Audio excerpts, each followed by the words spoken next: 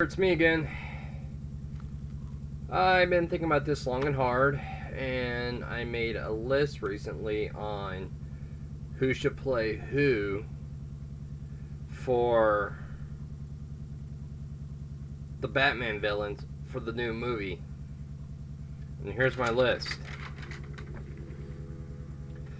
For the Joker, Johnny Depp.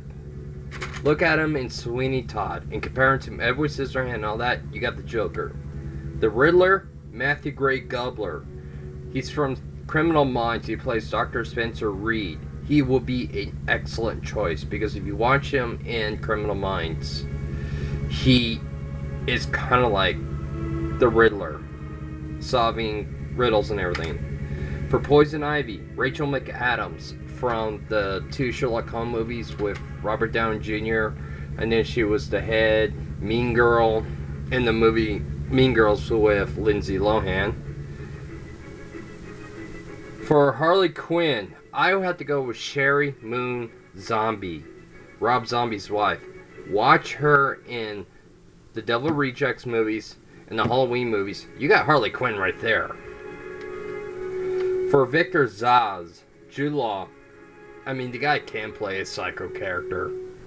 If you give him a chance to. He can pull it off, trust me. For Two-Face, Josh Brolin. I just think Josh Brolin can pull it off like how Tommy Lee Jones pulled it off in Batman Forever. For the Penguin, Philip Seymour Hoffman. I mean, watch Mission Impossible 3 and then watch him in Boogie Nights.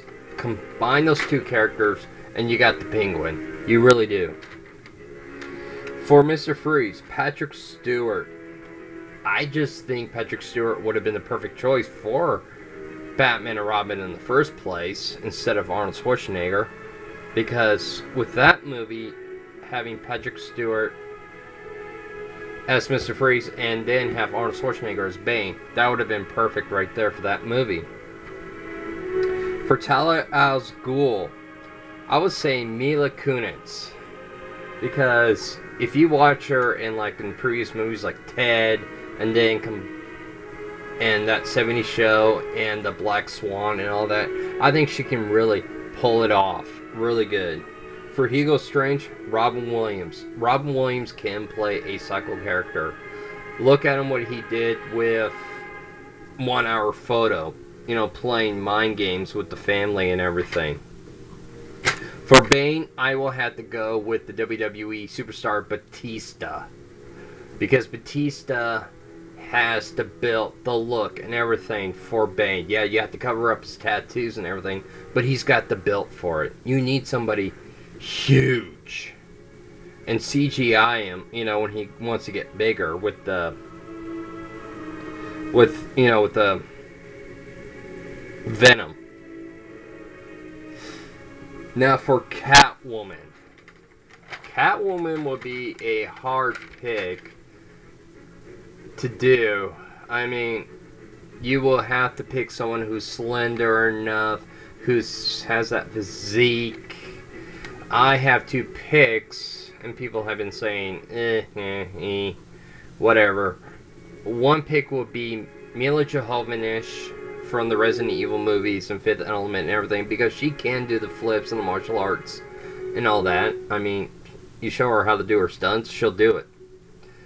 Or pick number 2 for Catwoman. Just bring in Michelle Pfeiffer. Just bring her back. I mean, she was good and awesome as Catwoman in Batman Returns in '92. She played an awesome Batman.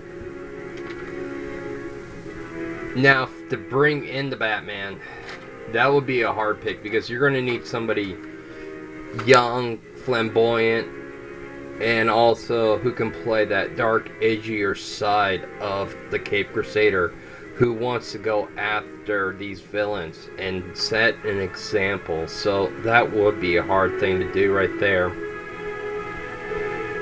In the movies, I will be basing it on, if you want a good, decent Batman movie, have it be based on Batman Arkham Asylum and Batman Arkham City. Because you come to think about it, Dark Knight Rises was just like Arkham City. But instead of having Hugo Strange take over, you had Bane taking over. Now here's the thing though. For Ra's al Ghul, for my pick, the pick I would go for will be Jonathan Frakes. If you don't know him, he played Riker in Star Trek Next Generation, and he also did some previous episode of Criminal Minds and some other TV shows.